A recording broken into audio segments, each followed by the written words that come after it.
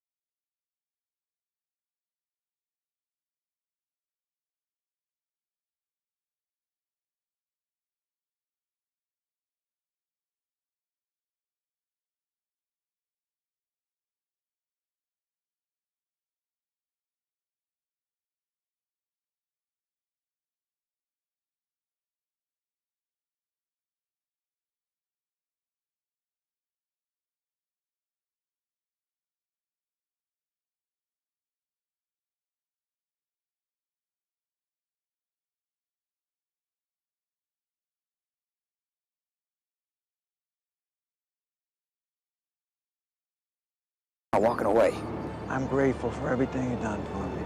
Your family took me in when my father went away. You're like a brother to me. I'm leaving. You shoot me? All right. But you're gonna have to shoot me in the back. 道格来到花店，他要退隐江湖。他认为其余三兄弟也能完成任务。傅老大却说，如果没有道格，就不会找他们。显然道格的重要性，他拿出一沓钱交给傅老大，希望能让他离开。可老傅还是不允许。道格气得将傅老大羞辱一顿。就在这时，傅老大说出个秘密：如果你不干，就阉了你，就像阉了你父亲一样。原来道格不知道，他的父亲也曾为傅老大做过事。后来想自立门户，就用化学物品阉了他父亲，然后让道格妈妈吸毒，让他上瘾，最后上吊自杀了。而在这些年，道格却一直在找妈妈。他的父亲无论如何，这天只能不欢而散。道格独自一人来到一处窝点，小白粒碾成粉末，这才是道格的生活，他一直想要离开的生活。之后，在克莱尔的家外又出现了花圈，是傅老大手下干的。这是克里斯家，小詹早就想要对付傅老大，但是道格一直拒绝。而这次，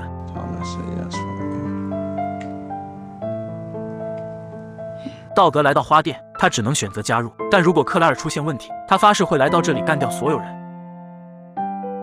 来到社区花园，道格保证不再欺骗克莱尔，无论克莱尔想听什么，他都会说实话。几天的相处，他们已经坠入爱河。道格不想失去克莱尔，是他想要的全部。这天，傅老大给四兄弟开会，目标是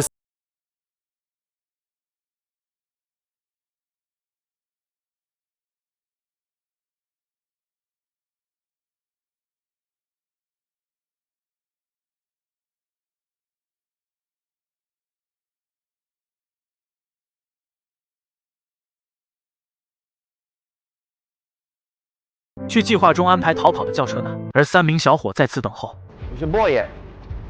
原来中间的这个是被他和小詹暴揍那位。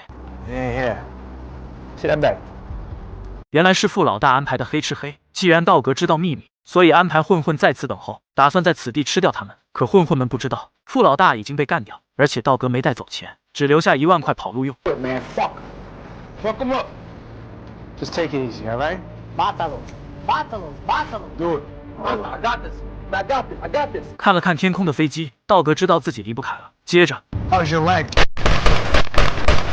小伙开枪了，道格就这样死去。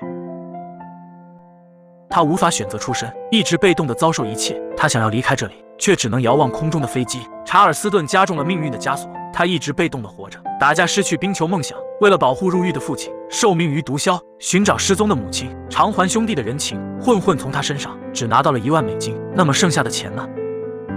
克里斯回到家中，收到了一大笔钱，是给他和女儿的。克莱尔在花园中发现了一个包裹，里面有一大笔钱，还有一封信，在暗示是佛罗里达州。几天之后，克莱尔以纪念道格妈妈匿名捐款到冰球场。查尔斯顿的孩子们再次拿起曲棍球棍。电影到此结束，但是等等还没完。城中大道有2个结局，以上是加长替换版，而在原版中没有傅老大那场黑吃黑。道格穿上叔叔的公交车衣服，开着公交车离开。道格顺利生还，离开了从未离开过的查尔斯顿。不只是